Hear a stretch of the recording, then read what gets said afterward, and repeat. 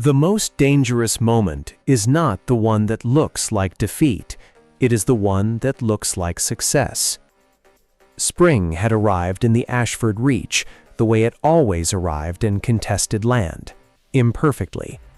The fields south of the old Greaves estate were green and muddy and alive, the kind of alive that required constant attention to prevent from becoming something the soldiers ate before the farmers got to it. The mornings smelled of thaw and wet iron, mud and campaign gear, the specific odor of an army that had been moving through countryside for 6 weeks and had learned to live in it. The birds had returned to the tree line. The campaigns had not stopped. Caelen stood at the edge of the command tent's entrance, watching the morning unfold across the valley, where the 3rd Northern Column had engaged Lord Harwick's outriders the previous afternoon. The engagement had gone well. Rowan's tactical read had been precise. The 7 Stars who led the flanking movement had executed without hesitation, and Harwick's outriders had retreated in the direction of the Velmore fortifications before the sun touched the western hills. It was the 4th clean engagement in 6 weeks. The northern campaign was progressing. He was thinking about winter. This was not, on its face, the most rational preoccupation for a man standing in the middle of a winning spring campaign. But Caelen had learned, from 15 years of training under a man who believed that the fight you lost was always the one you were not thinking about, that the most dangerous moment was the one that looked like success. Spring was warm. The fields were green. The campaign was progressing. This was precisely the time to think about winter. The problem had arrived in pieces, the way most serious problems did. First had come the reports from the village administrators, a network of local managers that Wick had spent the better part of a year assembling from the territory's own population, people who knew the land and its rhythms, and could be trusted to report accurately rather than optimistically. The reports had been consistent. The southern farming villages were losing significant portions of their harvest operations, not from weather, not from poor soil, from raids. 2 distinct sources of raids, which made the problem structurally complicated. The first were coordinated military strikes, small units, no more than 10 to 15 men, operating at night against the farming infrastructure, not killing farmers notably, but destroying equipment, burning stored grain, cutting irrigation channels. Professional work. Harwick's signature, or someone working under his direction, not an attempt to starve the territory's population directly, but to ensure that when winter came, the Ashford Reach would have a supply problem that would complicate everything else. It was a sound strategic choice, which Caelen could acknowledge professionally, while finding it entirely unacceptable.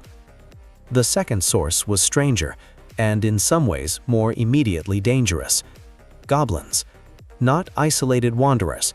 Every territory had those, an environmental constant like rodents or weather, but organized raiding parties hitting the smaller villages in coordinated sequences, moving fast, disappearing into the hill country east of the farmland before pursuit could engage. Goblinoid tribes in this part of the continent were not, as a rule, organized at that level. The old guild records that Oren had kept described them as fractious, territorial, and resistant to anything resembling collaborative structure. Organized goblinoid raiding at this scale had a cause, and the cause was typically external. He heard her before she spoke, the particular rhythm of Evelyn's footsteps, which he had catalogued without intending over the months they had spent in shared territory.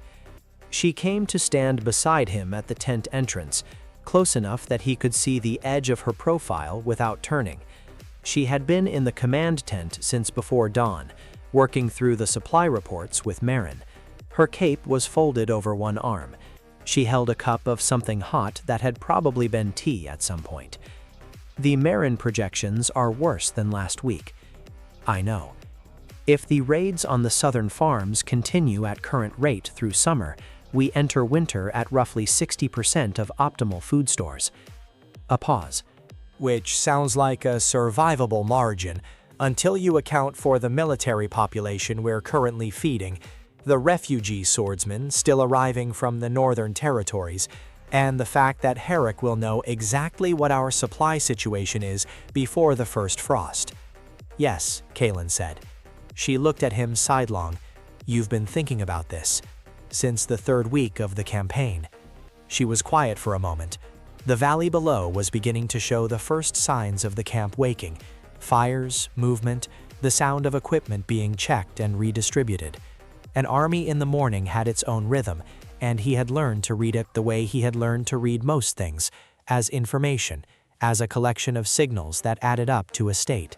The military raids are manageable, she said, thinking aloud in the way she did when she was working through a problem and found that speaking helped. We redirect patrol capacity. We identify the unit patterns and intercept. That's a swordsmanship problem. The goblinoids are something else. Yes, he said again. She turned to look at him directly. What are you thinking? He turned from the valley entrance and walked back into the tent to the map table. She followed. He placed his hand on the eastern hill country, the region where the raiding parties had been disappearing.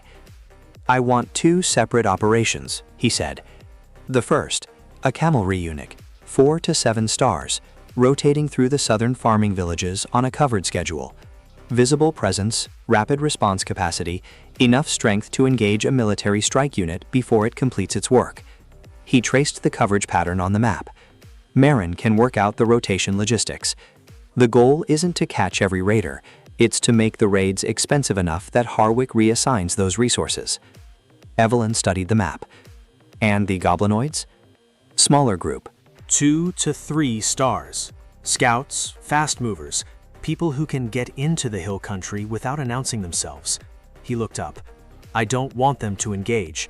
I want them to find where those raiding parties are originating from, because organized goblinoids at this scale have a reason, and the reason is something we need to understand before we decide what to do about it. She was quiet for a moment, reading the map the way she read everything, completely, without skipping the parts that were inconvenient. You think it's not the goblins, she said. I think the goblins are doing what goblins do when something larger tells them to, he said, and I want to know what that something larger is. She set down her cup. She looked at the map.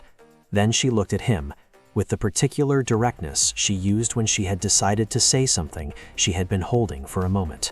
When this campaign is over, she said, when winter comes and we are inside instead of out here, I would like to spend some of that time not talking about supply routes and patrol schedules. He held her gaze. So would I, he said. It was a small thing, said plainly in a command tent over a map of contested territory, but it sat between them with a weight that maps and supply reports did not have, and when they both returned their attention to the logistics of the morning, the air in the tent had shifted almost imperceptibly, the way temperature shifts, the way light changes at the edge of a season. Outside, the valley continued waking. The spring campaign continued, and somewhere to the east, in the hill country above the farming villages, something larger than a goblin tribe was waiting to be found. The scouts came back in 14 days, 2 of them carrying wounds that had been field-dressed competently and were healing without infection, which meant they had followed orders about not engaging. They came back with information that took Caelen's senior commanders several seconds to process. He gave them the time. He was used to receiving information that required adjustment. There were 3 goblinoid tribes operating in the eastern hills, the Sharprock clan, the Ashbone, and a smaller group with no name in any common tongue that the scout's interpreter could identify. Under normal circumstances, the Sharprock and Ashbone clans had been in active territorial conflict with each other for at least 2 generations. Currently, they were coordinating. They were coordinating because something had unified them, and that something had been identified by the scout's interpreter, a former guild scholar who had studied goblinoid tribal behavior for 15 years before joining the Ashford Reach, as a classic pattern of draconic compulsion. Goblinoid tribes, the scholar explained, when pressed into service under draconic authority, did not simply follow orders. They reorganized. Their social hierarchy shifted to reflect the priorities of their superior. Their raiding patterns became more systematic, and their territorial disputes suspended in favor of the assigned function. This was not a goblinoid alliance. This was a workforce.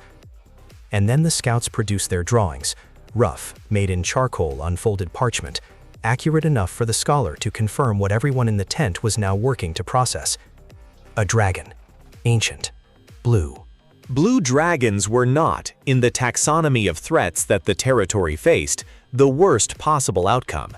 Ancient red dragons were considered categorically more dangerous by most draconic scholars, and ancient black dragons were more insidious. But blue dragons were not comfortable news.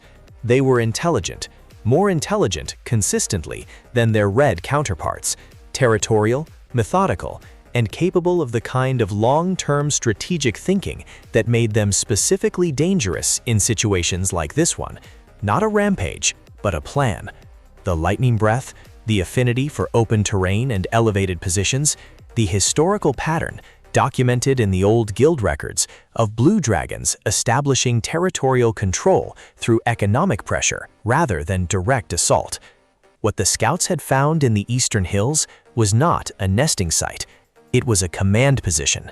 The ancient male had chosen an elevation with clear sightlines across the farmland, established the goblinoid tribes as his ground-level workforce, and was systematically disrupting the Ashford Reach's agricultural capacity with the patience of a creature that measured time in decades. There were 4 others.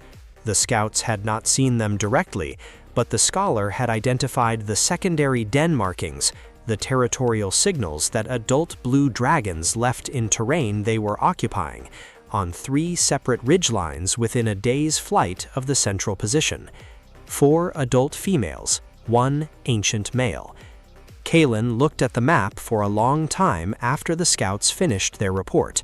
Around him, the senior commanders were collectively doing the calculations that soldiers do when the scope of a problem exceeds the parameters of what they had been preparing for. This was the seam in his preparation that Harwick had not found, but the terrain itself had produced.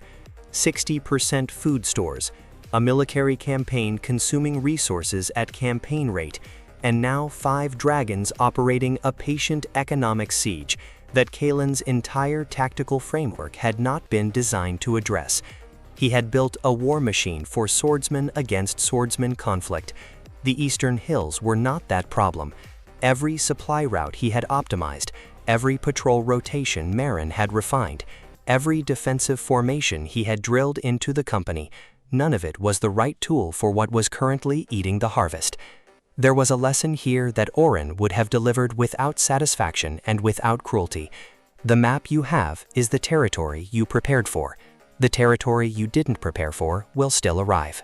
The only answer to that is not more preparation. It is the kind of understanding that lets you recognize what you are looking at quickly enough to adapt before the cost becomes permanent. He had not known about the dragons. That was not a failure. But he filed the shape of the gap between what he had built and what the situation required. With the same care, he filed everything that cost him something. He would not let it be the same shape twice. Evelyn was looking at the map too. She was not doing the calculations of a soldier. She was doing the calculations of someone who was already thinking about what came next. The goblinoid problem resolves if we remove the authority compelling them, she said. The tribes will revert to their normal patterns, which are still a low-level concern, but a manageable one. She paused. The agricultural raids stop if the dragons lose their workforce. Yes, Caelen said. So the primary target is the dragons. She said it without drama. As if it were simply the next item on a list of things that needed doing. Roan, to his credit, did not argue the point. He said, 5 dragons, 4 adults, 1 ancient. Our 8 and 9 stars might be able to account for the adults in coordinated engagement. The ancient is a different category of problem. Yes, Caelen said again. A pause around the table. The goblinoid operations in the villages, Caelen continued, I want addressed in parallel. We pull the 4 to 7 star cavalry units from their rotation and redirect them east. Their assignment is the tribal ground forces. Keep the goblins occupied. Prevent them from warning the dragons that something is moving toward the ridgelines. He looked at Roan. Can you manage that? Yes, Roan said. in the tone of a man who had spent 2 years learning to say yes to difficult problems. "Evelyn," he looked at her, "I want you leading the operation against the 4 adults." Take the 8 stars, Corin and Thane, and 2 of the 9s, 4 dragons, 5 swordsmen. The adults are dangerous, but they're not ancient. They haven't had centuries to develop the tactical patience. Hit them simultaneously, separate engagements, before they can coordinate. She met his gaze. She understood what came next without him saying it, which was one of the things about her that he had stopped being surprised by. "And the ancient," she said. "I'll manage the ancient," he said. The silence that followed was brief and complete. "Alone," Rowan said. It was not a question. "The ancient will be watching for a group approach. A single fighter moving through the terrain doesn't read as a threat until it's too late to redirect." He kept his voice level, the voice of operational planning. "I need the other 8 and 9 stars for the adults. The ancient is mine." Nobody argued. Not because they agreed, but because they recognized the particular quality of a decision that has been made by someone who has already heard all the counter-arguments in his own head and arrived at this point anyway.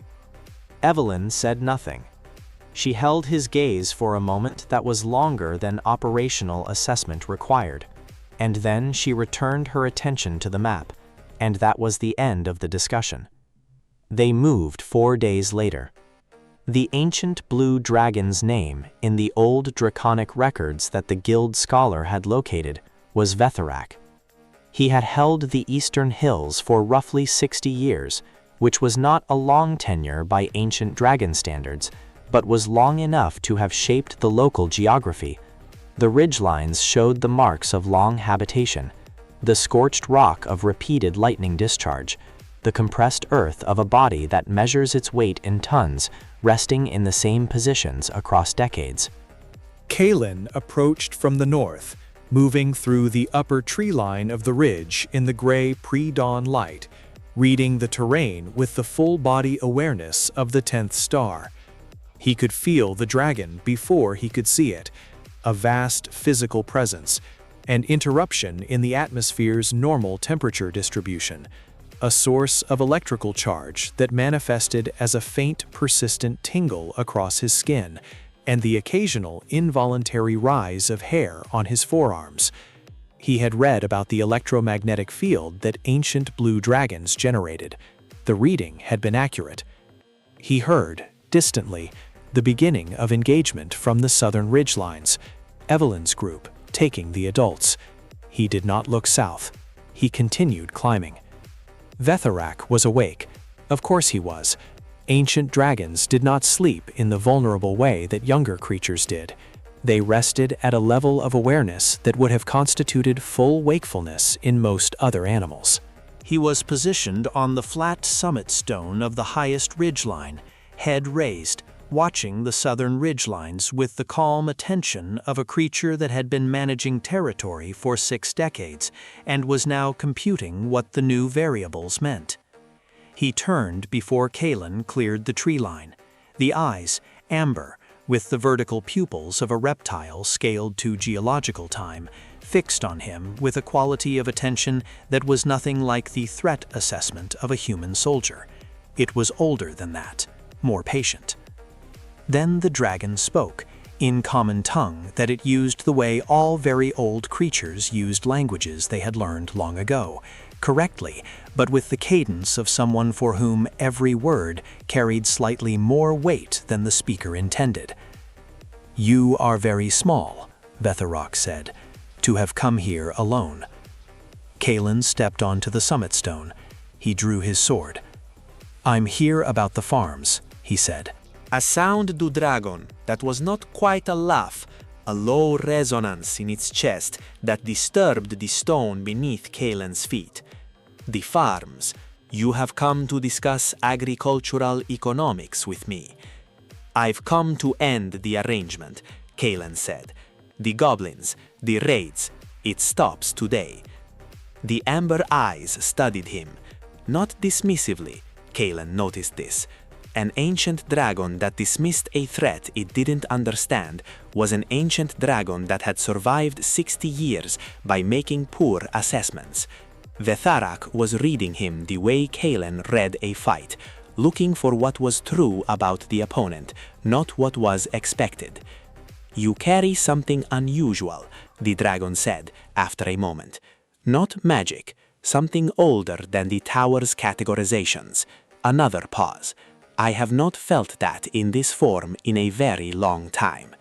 "Then you know what's going to happen if we fight," Caelen said. "I know what might happen," the dragon said, with precision. Which is interesting enough that I find myself willing to find out. It moved. Ancient dragons moved with a speed that everyone who had never faced one underestimated, and everyone who had faced one and survived described in the same way, not like a large animal moving, but like a force of weather changing direction. The first strike was a wing, not breath, which was what every soldier expected first. The near wing folding and driving forward like a wall of scaled membrane and bone at a velocity that would have taken a lesser fighter off the ridgeline and into the valley below. Caelen went under it, not barely, cleanly, with a margin that came from the 10th star reading the wing's intent before the wing completed its arc. He moved inside the extension and drove his blade along the underside of the membrane, not deep enough to be decisive, but enough to register. The dragon pulled the wing back. He moved with the pull, maintaining contact with the body rather than separating. The lightning came from above, not the breath, but a called bolt, the specific ability of powerful blue dragons to draw electrical discharge from an already charged atmosphere. It hit the stone where he had been standing. He was not standing there. He was moving along the dragon's left shoulder, sword in hand, looking for the angle to the neck that would matter. What followed was not, from the outside, a beautiful fight. It was not the kind of thing that translated naturally into story. Two opponents, one enormous and one not, moving through a ridgeline summit in the gray morning light, each reading the other with the full capacity of what they were. Caelen took a talon across his chest in the second minute. Not a clean slice, a graze, but from a talon the length of a short sword, a graze was enough to open the leather and the skin beneath, and introduce the specific bright clarity of serious pain into the cognitive mix. He used the clarity. He had been trained to use it. He came off the body of the dragon, separated, let it breathe. The breath was the lightning charge, released in a cone that turned the air into a single enormous electrical event. He had timed the separation for this. He moved laterally at the full speed the 10th star made available, which was not human speed, not exactly, not anymore. And the cone tracked him but did not quite close. The stone where the breath centered exploded. Fragments hit him. He kept moving. The dragon was recalculating. He could feel it in the quality of the pause, the shift from confidence to something more considered. The amber eyes tracked him across the summit with a focus that had become, he recognized, genuine assessment rather than performance. "You've fought dragons before," Vetharak said, and the voice was different now, still vast, still patient, but with an edge of something that was not quite respect and not quite surprise, and occupied the space between them. "No," Caelen said, and he was breathing harder than he wanted to be. The chest wound was pulling at him. "First time." A pause. "Then what you are is something new," the dragon said. "Yes," Caelen said. The dragon launched again, and this time Caelen understood the pattern, the 3-beat rhythm of how Vetharak moved when he had committed to an aerial approach, and he made the only decision that the geometry of the ridge permitted.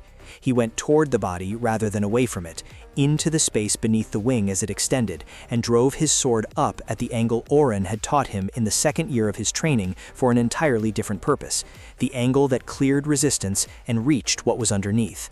The blade went deep. It went deeper than it should have been able to go, driven by something that was not purely physical, the corridor of the 10th star pouring itself through the motion like water finding the only available channel. The dragon came down. Not fast. Ancient creatures did not die fast, even when they were dying.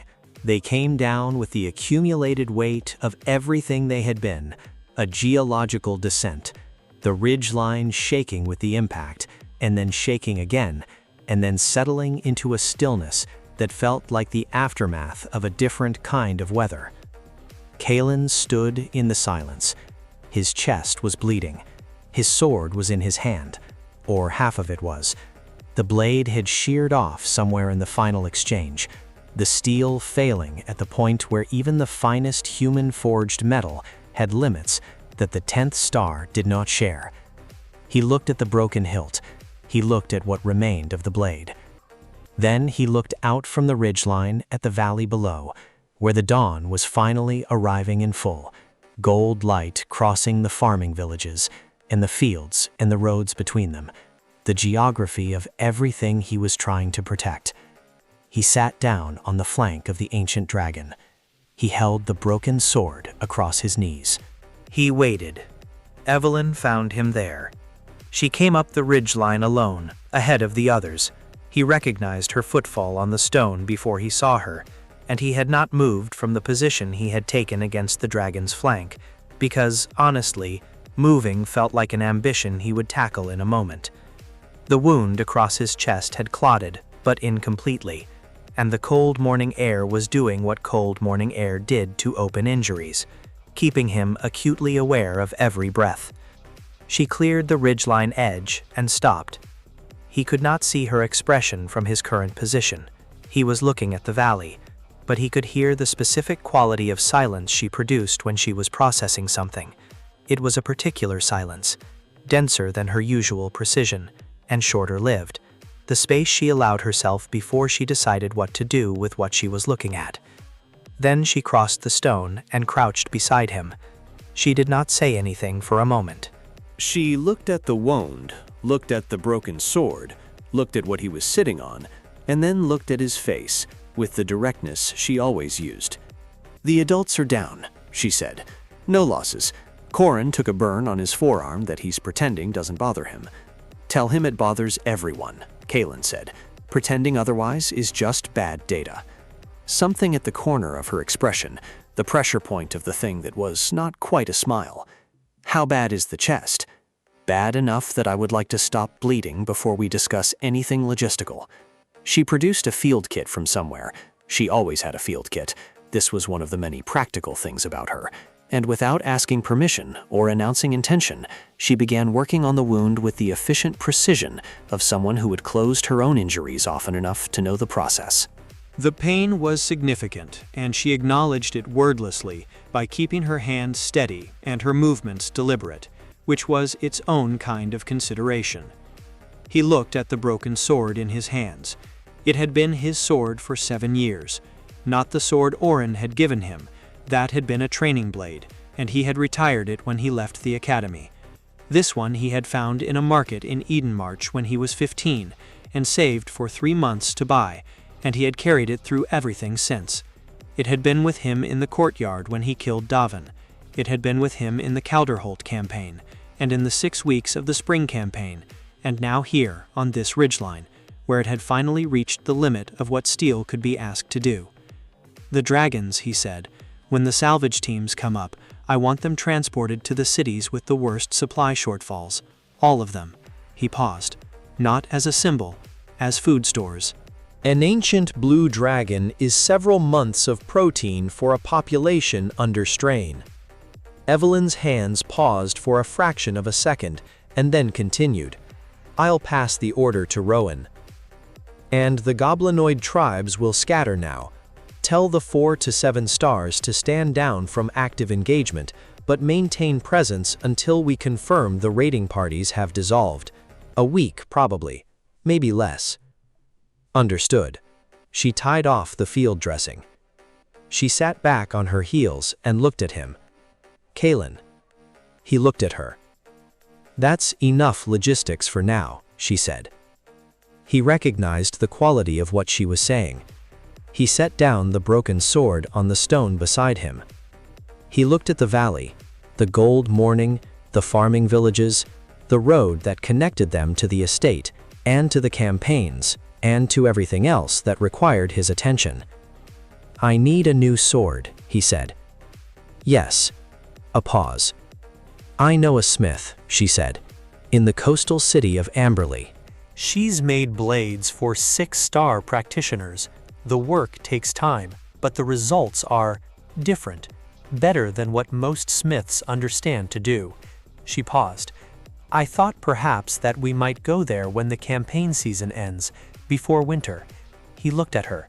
The morning light was doing something specific to her face that he noted and then set aside for later consideration.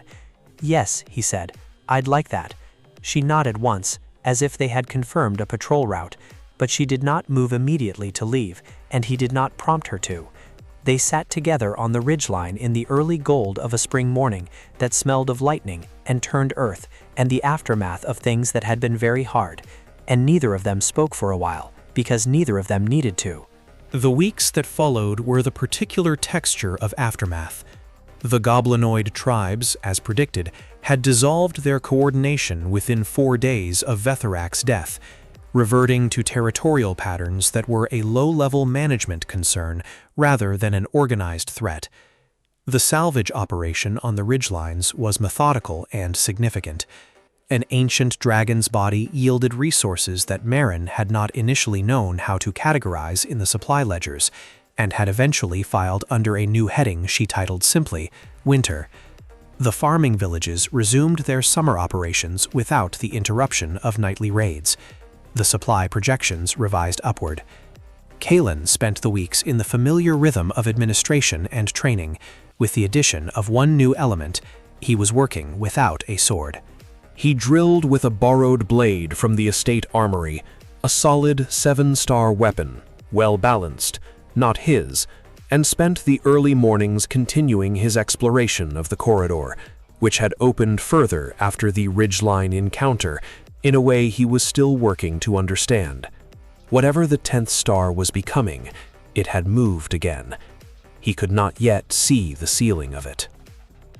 He did not mention this to anyone except Evelyn, and only in the context of one late evening when the administrative work was done, and they had ended up on the estate's upper terrace, watching the stars come in over the hill country that now, in the absence of ancient draconic habitation, was simply the eastern part of his territory. She had listened. She had asked 3 precise questions. She had said, "Then it's not a fixed state. It's still developing."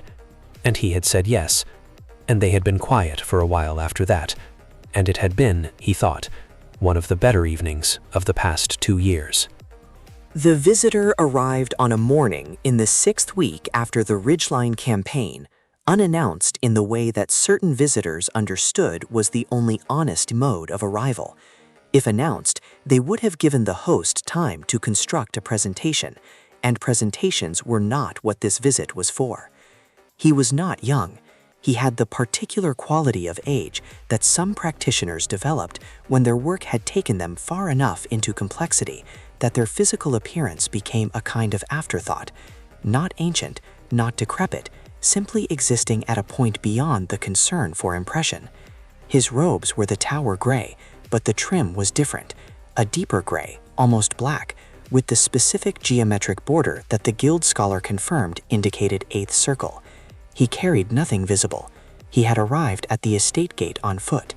His name, he told Wick, and then told Caelen when Caelen received him in the hall, was Aldros Ven. He had been practicing for 43 years.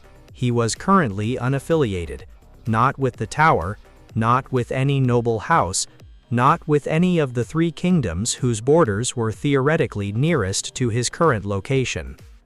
He sat across the hall table from Caelen and Evelyn, who had declined to leave and whom Caelen had not asked to, and he said what he had come to say with the directness of someone for whom the courtesies of preamble had long since stopped feeling proportionate to the time they consumed.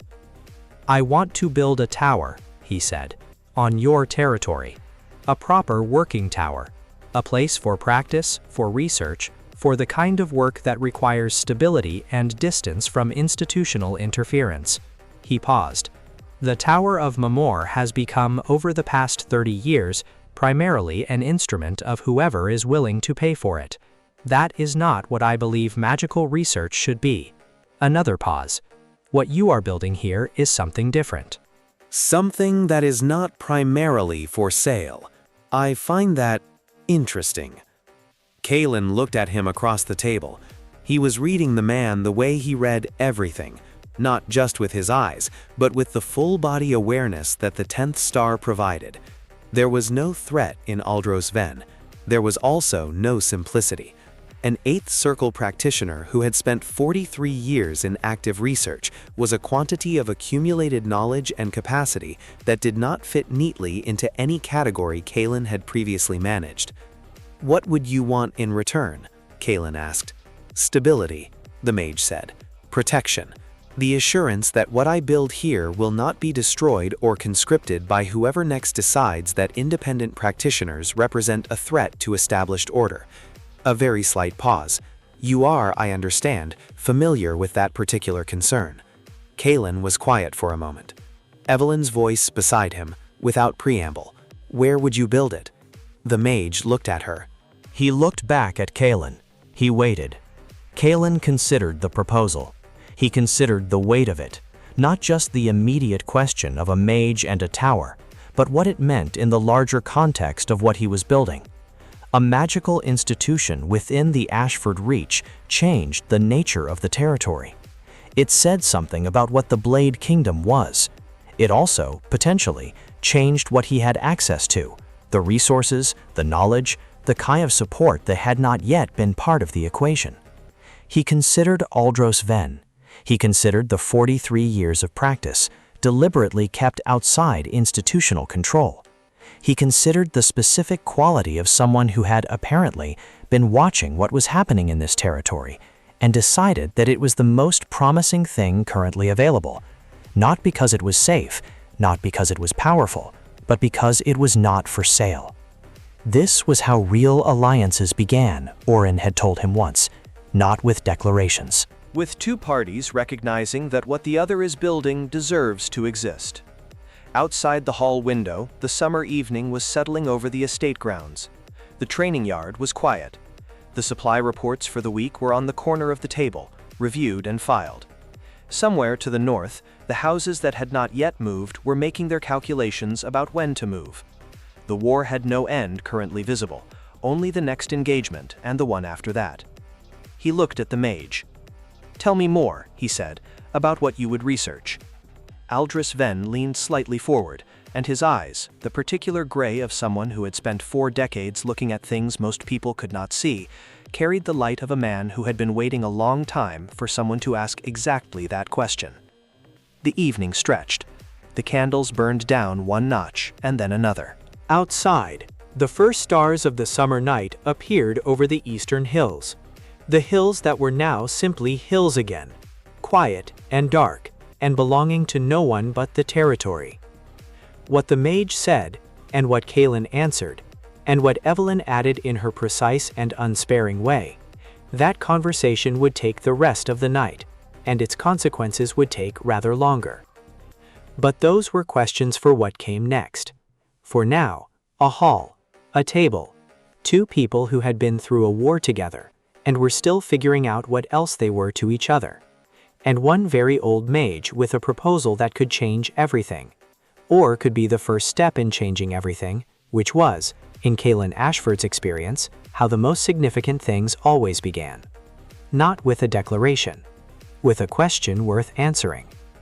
3 chapters in, and I want to talk about what I'm actually doing here, not just what happens in the story, but why it's built the way it is. Vetharak tells Caelen, "What you are is something new." That line is not in the story by accident. It's there because becoming something new is never a moment, it's a process, and the process is invisible from the inside until something external reflects it back. The dragon is 60 years old. He has seen things that humans classify as legendary, and he recognizes Caelen not because of the sword, but because of what Caelen has accumulated through loss, through study, through the willingness to keep walking a corridor that had no map. And then Aldros Ven arrives, not because Caelen went looking for him, because the territory had become the kind of place someone like Ven wanted to build near. That's the architecture I think about most when I build these worlds. Not the battles, not the power systems, not the world-building taxonomy, but the question of what draws the right things toward the right person at the right moment, and what makes a person or a place ready to receive them. That's what The Threshold of 10 Stars, The King Who Carries No Crown, is about, in the end. Not a formula for writing fantasy, a framework for building worlds with enough internal logic that the right things arrive in the right order, and the reader feels the weight of that arrival, not as a plot device, but as something earned. The link is in the description. Amberley is next. The sword needs to be made. The conversation with Ven is just beginning. I'll see you in the next chapter.